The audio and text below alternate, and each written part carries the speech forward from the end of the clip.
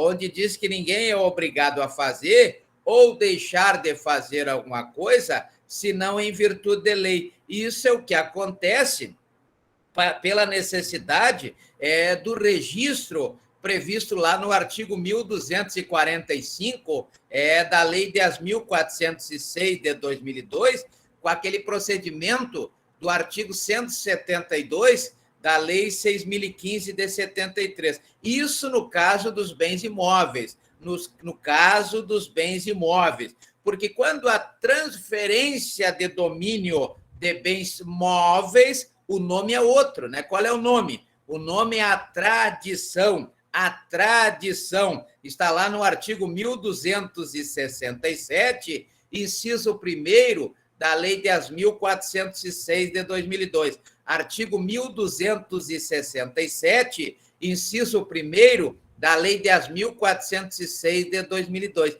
Então, nós temos aí a transferência de domínio de bens imóveis se dá pelo registro do artigo 1245 do Código Civil. Já a transferência de bens móveis se dá pela tradição, exatamente. A tradição, lá do artigo 1267, inciso 1º, também da Lei 10.406 de 2002. Né? Então, temos que fazer essa diferenciação. O que é a posse? Tanto que a posse não é nem direito real. O que é direito real? Direito real é aquele direito de usar, gozar, dispor e reivindicar de alguma coisa, né? Real vem de res e res vem de coisa. Então, veja que res significa coisa. Então, o direito real é usar, dispor, reivindicar alguma coisa, né? Então, vejam que esse usar, dispor,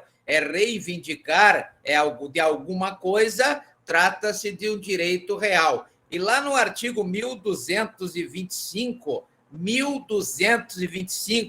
da Lei 10.406 de 2002, nós temos aí os chamados direitos reais, aqueles que têm aí o direito à propriedade dominial, ou seja, o direito de usar, gozar, dispor e reivindicar sobre determinada coisa. E essas coisas estão previstas no artigo 1225 da Lei 10.406 de 2002. Mas só terá eficácia erga omnes quando registrado, né? O que prevê o artigo 5º, inciso 22 da Constituição Federal. E lá no artigo 5º, inciso 25, artigo 5º, inciso 25, traz a possibilidade de o Estado, e quando eu falo Estado, logicamente, eu falo do Estado no sentido genérico, né? O Estado chamado Estado Longa-Manos,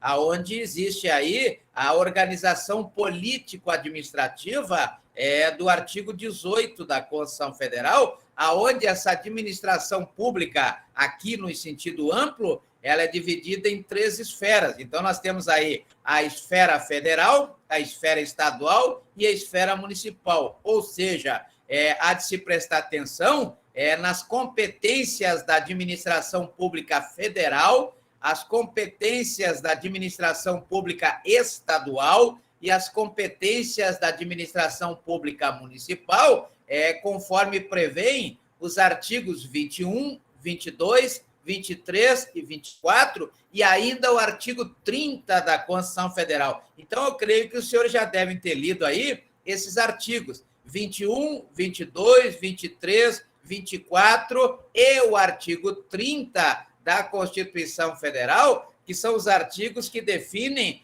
o limite do poder concedido pela lei e também do dever concedido pela lei às administrações públicas, seja a federal, seja estadual ou seja municipal. Então, essa intervenção do Estado na propriedade privada, ela sempre será decorrente de lei, como prescreve o artigo 5º, inciso 2º, da Constituição Federal. E aí já dá para se falar que essa lei, ela sempre será uma lei federal, ou seja, dentro da competência privativa da União, prevista no artigo 22 da Constituição Federal. prevista lá no artigo 22 da Constituição Federal. Nós temos aí, toda vez que alguma lei for criada para exatamente tutelar este tema da intervenção do Estado na propriedade privada,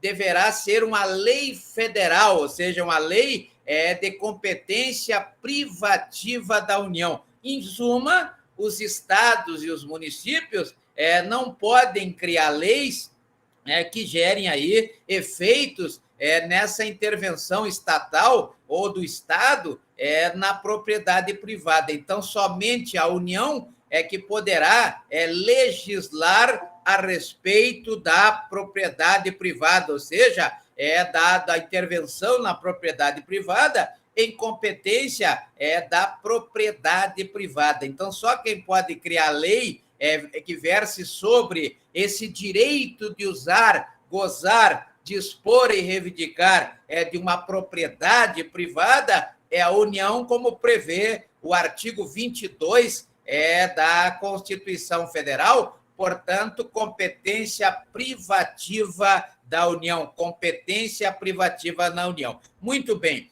uma vez estabelecido aí a diferença do que é posse, e a maioria das pessoas pensa que tem a propriedade, na verdade, elas têm a posse, né? Porque elas têm aqueles contratos interpartes, aqueles contratos que são assinados somente pelas partes, né? Eles não são levados lá na serventia, conforme o poder público delega aos notários ou aos registradores, conforme preconiza o artigo 236 da Constituição Federal, regulamentado pela Lei 8.935, de 94, onde nós temos o registro desses imóveis, previsto no artigo 172 dessa lei, né, a Lei 6.015 de 73, né, a Lei 6.015 de 73, ela traz aí como se faz o registro e como se procede aí em relação às notas, né? O notário, o que o notário faz,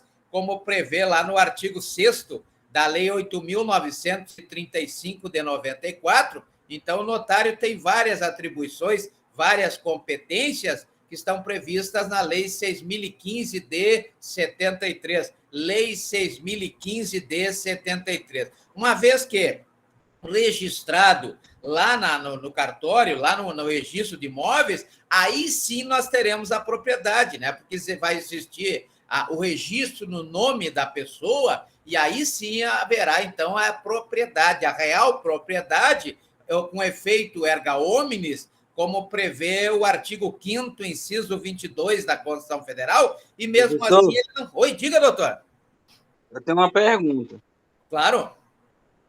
O senhor abordou a questão aí do contrato chamado contrato de gaveta, aquele que você faz no cartório, beleza? Eu estava tentando lembrar desse termo, foi bom o senhor falar. Eu não estava conseguindo lembrar o termo, né? Contrato de gaveta, exatamente. Aí deixa eu lhe falar. Deixa eu lhe falar, a gente comprou uma terra, aí eu fui registrar no cartório, fazer o registro do imóvel, correto? Só que quando eu cheguei lá, essa terra já tinha um registro.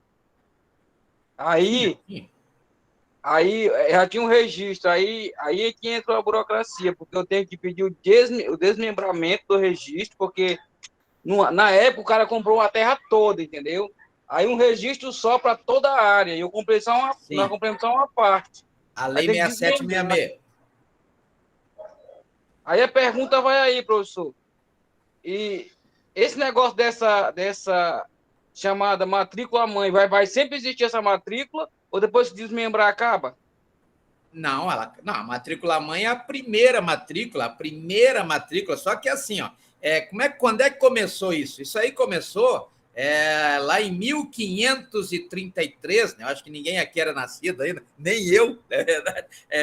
Brincadeira, na verdade é só para descontrair. 1533, Martim Afonso de Souza, ele veio aqui para o Brasil com essa função, né, de dividir as capitanias. Então, o Brasil foi todo dividido em capitanias, né? Era calculado aí em sesmarias. E aí o que aconteceu? Muitas pessoas não tinham condições de